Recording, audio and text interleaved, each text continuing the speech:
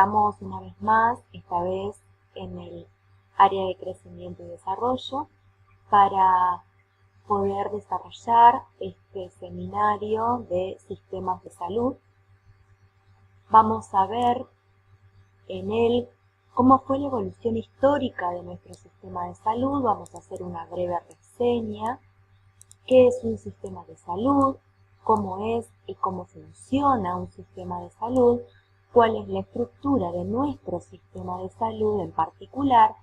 Y cómo son las relaciones de sus componentes. El sistema de salud en la Argentina no siempre fue el que ustedes conocen hoy en día o el que van a empezar a conocer, sino que estuvo organizado antes de 1945 de una manera descentralizada y anárquica.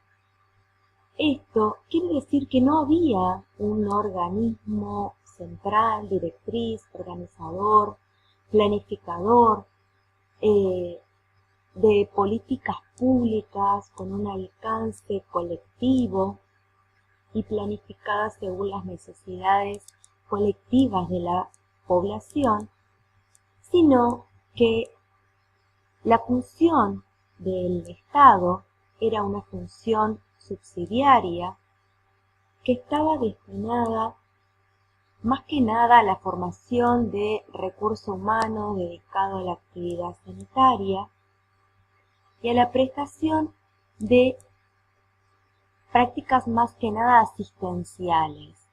Había escasa capacidad de prevención y de políticas a largo plazo, y la salud era considerada una cuestión de responsabilidad individual y objeto de caridad.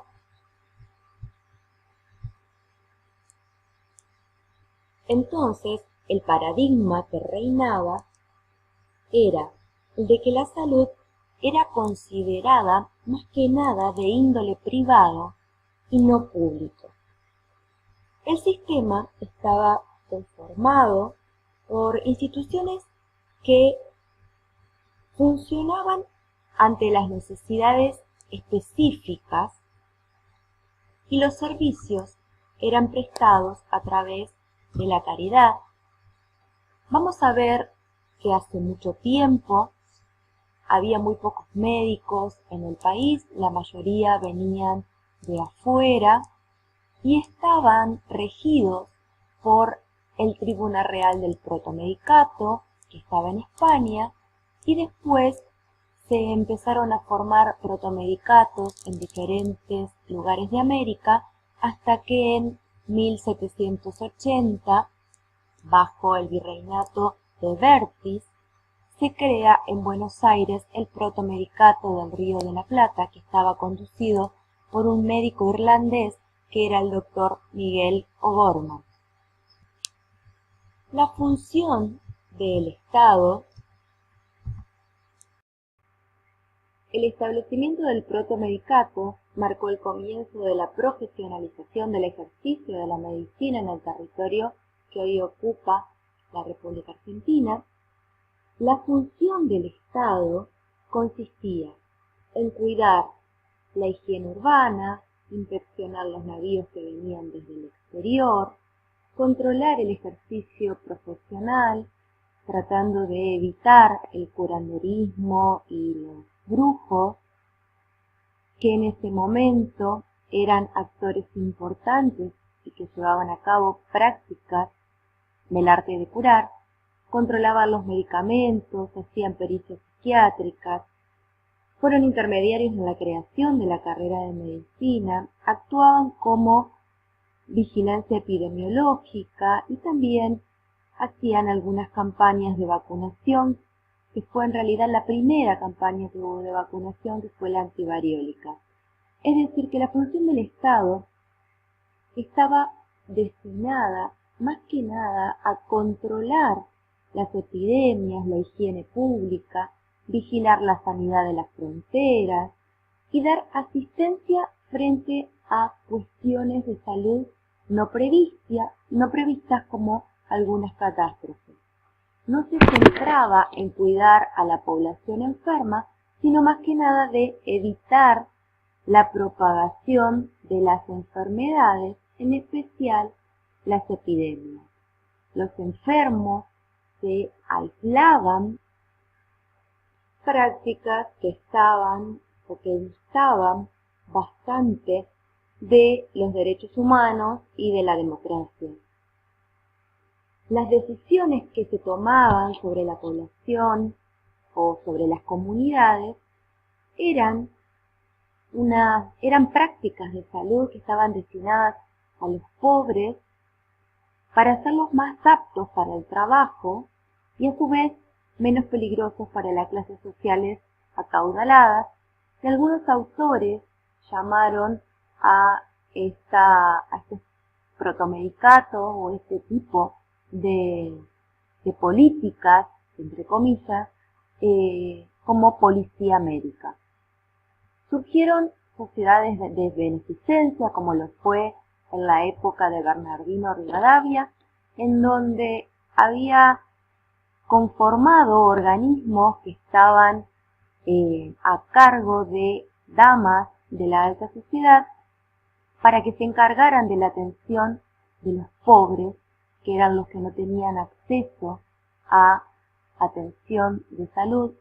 Fíjense que Bernardino Rivadavia intentó o decidió que fuera el Estado con estas sociedades de beneficencia, pero lo pongo entre signos de pregunta porque el Estado estaba bastante poco representado.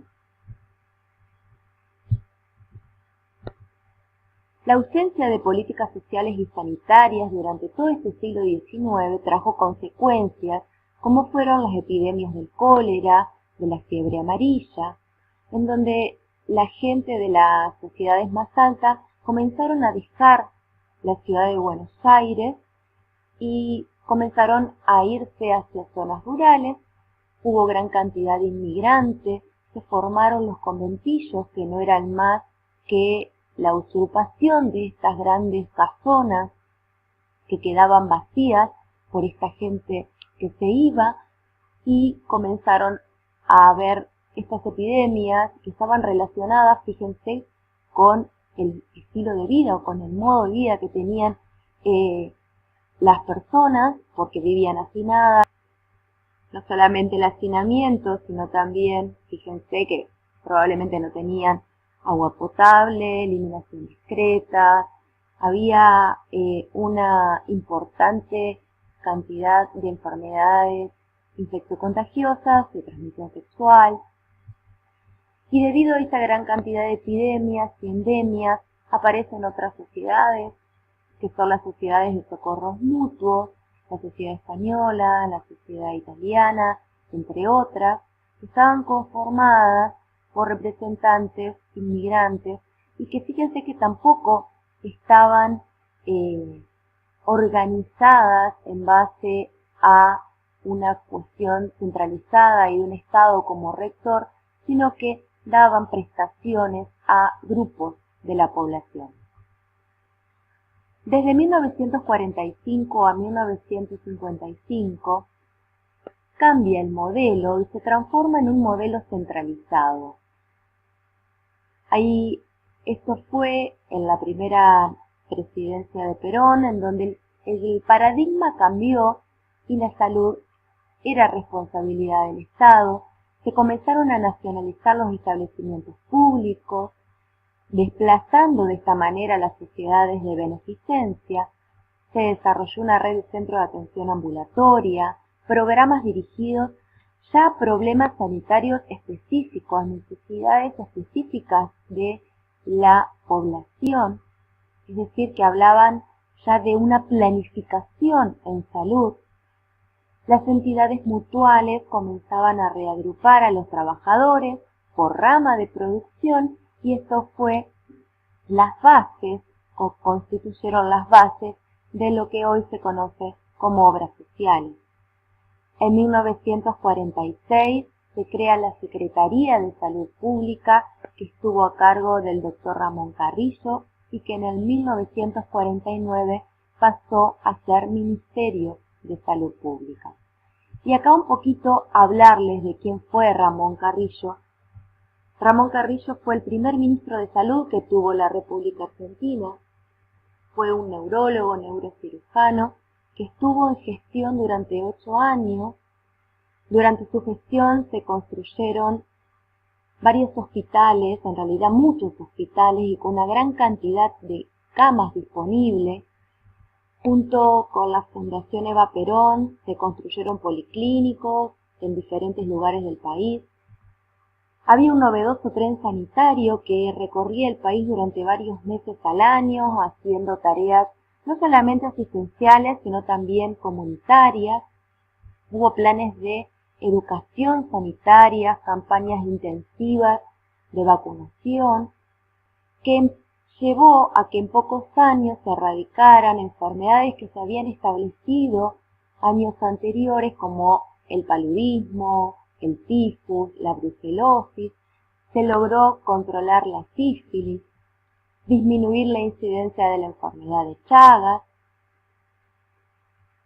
disminuir el índice de mortalidad infantil.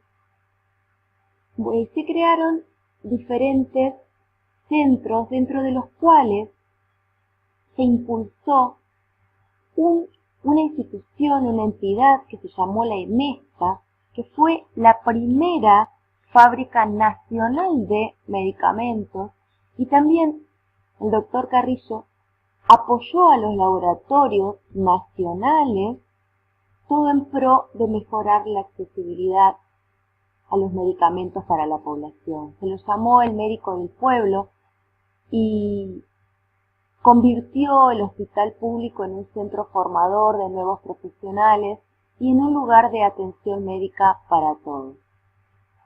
Les quería contar un poco del doctor Ramón Carrillo porque realmente fue una persona muy importante para la salud pública en la República Argentina. Entonces, en esta época, el rol del Estado era el de un estado de bienestar que cuidaba la salud de la gente para que puedan trabajar, producir y consumir bienes económicos, pero también era un estado de compromiso que garantizaba ya la salud como un derecho de los sujetos.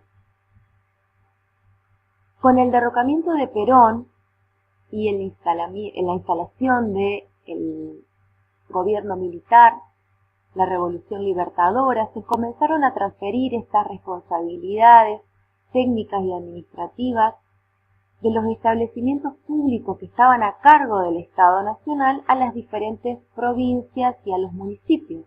Fíjense que acá comienza a haber desigualdades porque se transfieren estas responsabilidades a las provincias y los municipios y no teniendo en cuenta que cada una de estas provincias tenían realidades económicas totalmente diferentes, es decir, que no estaban en un montón de casos en condiciones de hacerse cargo de tales responsabilidades y poder seguir garantizando la salud como un derecho. En el gobierno de Ilia, Oñatidia trata de retomar el modelo de Carrillo, no pudiendo hacerlo del todo, y comienzan a tener importancia las obras sociales, disminuye el número de camas, se debilita mucho el sector público y aumenta la capacidad instalada del sector privado. Los trabajadores debían afiliarse en forma obligatoria a las obras sociales.